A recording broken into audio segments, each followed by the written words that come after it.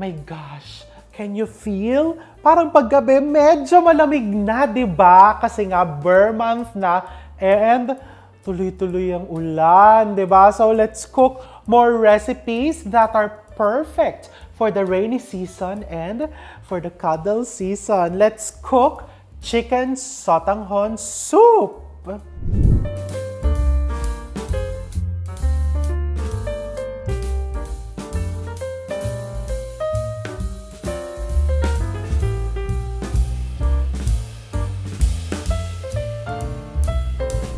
So, super dali nito and super comforting. Paiinitin ko na tong aking kasirola dito. And magigisa-gisa tayo. So, one of my secrets is to use butter pagka ginisa mo tong recipe na to. So, maglalagay lang ako ng butter sa aking kasirola.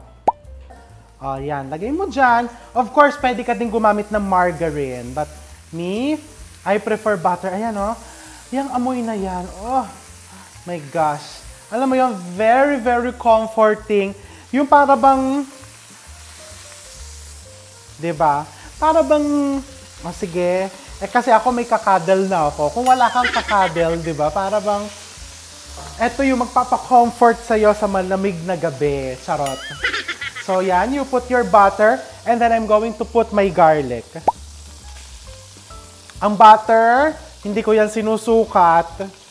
Kasi ang kaligayahan, hindi ko sinusukat.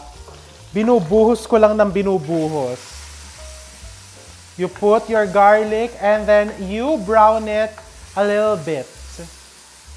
Okay, so yan. Pag medyo nag-brown na yung garlic mo, ilagay mo na yung onions. Sa mga ganitong lutuin, parang pagka nagsosopas ka, chicken sotanghon soup, talaga medyo papupulahin mo yung garlic para lumabas yung flavor. And maglagay ka pa ng butter. O sasabihin nila, ang daming butter. O sabi ko nga, hindi ko sinusukat yan kasi mahilig ako sa butter. Ayan, gisa mo lang. Ang bango, di ba? And syempre, patisan mo ng konti. And then next, I'm going to put my chicken breast. This chicken breast, may skin. And then, kinat ko lang siya into chunks. Pwede mo naman tanggalin yung skin, but for this recipe, type kong may konting balat kasi mas flavorful, mas malasa. So, you put it there, and then isang kutsa mo muna. You can also use chicken thigh if you want. Pwede ka din maglagay ng balon-balunan, atay ng manok. Kung anong type mong ilagay dyan, ilagay mo. Season it with more patis. Now, lalagyan ko ng mushroom powder. So, nabanggit ko na ata to sa mga past videos ko. This is my newest discovery. Nabili ko lang sa supermarket ko ata nabili to. So, basically, mushroom powder, pampalasa siya. Parang chicken powder. Teka nga, basahin ko. Baka mali-mali ang pinagsasabi ko sa inyo. May English ba? Oh, so mushrooms. O, diba? Puro mga natural ingredients ang nakalagay. Kaya, mas type ko yan. Pwede mo din naman lagyan ng chicken broth cube if you want. Chicken powder. Yan. Mushroom powder. And then, put some water.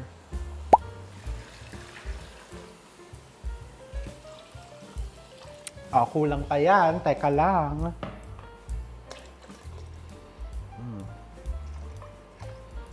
And then, papakuluin natin yan. So, ito yung pinakamagiging broth mo. So, pakuluin natin. Let's let this simmer for around 15 to 20 minutes para yung chicken is, alam mo yon, yung parang halos nadudurog na and ma-infuse yung lahat ng flavors ng ginisa mo, nung manok mo sa ating sabaw. So, takpan natin and pakuluan. Ayan na! So, it's been boiling. Tikman mo lang if you need to make some adjustments. Sarap. Parang ayaw ko na umalis dito. Ayaw ko na mag-adjust. Gusto ko na lang kainin. Pero, mas pasarapin pa natin yan by letting it boil a bit. Around, let's give it 5 more minutes. Okay. Ay, ayan. So, okay na sa akin yung lasa. Okay na, lagyan ko lang ng konti pampatis. Just a splash. A little bit of salt. And paminta na pino. Gusto ko maraming paminta. Kung ayaw mo maraming paminta, pwede namang bawasan mo. And then, ilalagay ko na yung carrots.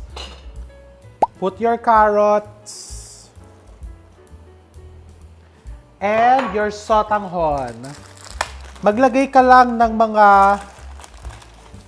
3 or 4 na ganito lang. Kasi, pag sobrang dami mong nailagay na sotanghon, magiging sotanghon gisado na siya. Ayan, naglagay lang ako ng 4. And over here, meron na ako mga pang-toppings. Naglaga ako ng itlog. And may toasted garlic.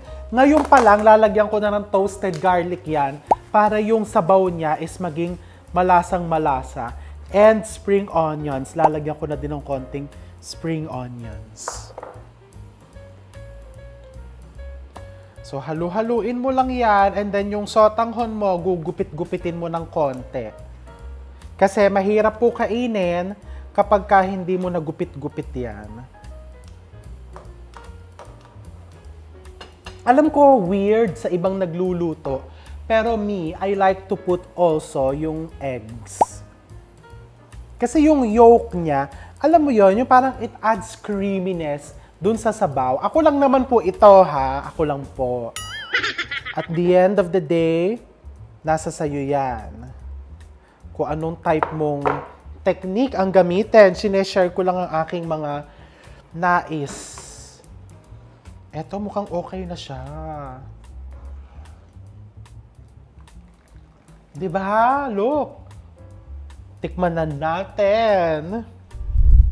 Ayan na, my gosh. So, kumuha tayo muna ng sotanghon. Sabaw. O, yan muna. Tapos, lagyan ko na din ng more boiled eggs. Toasted garlic. And spring onions. O, ayan, di ba? Patayin ko na nga itong apoy. Siyempre, yung sabaw muna. Nag-iiba talaga yung lasa niya, ha? Pag nalagyan ng topping, tapos pag yung egg yolks, medyo binasag-basag mo dyan sa sabaw.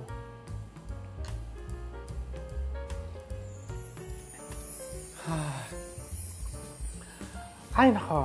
Alam mo, perfect na perfect kasi umaambon sa labas ngayon.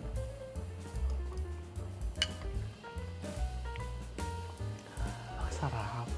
Actually, dito sa amin, hindi talaga namin siya kinakain as soup.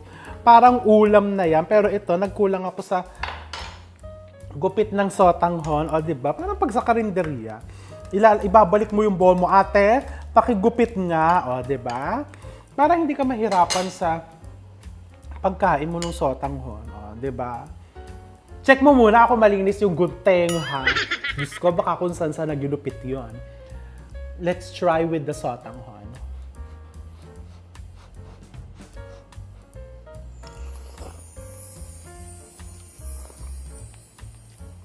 Ay, nako. Masarap.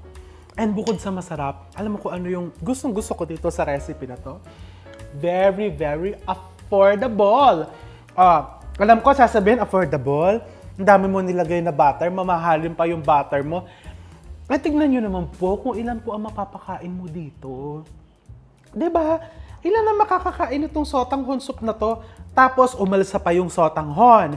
Dagdagan mo lang ng konti pang tubig, tsaka mushroom powder or chicken broth cube. Aba, ay may pang dinner ka na, may pang midnight snack ka, baka umabot pa ng almusal the following day. Ang dami ko nang sinasabi. So, magluto ka na and I'm going to see you all soon. Isa pa.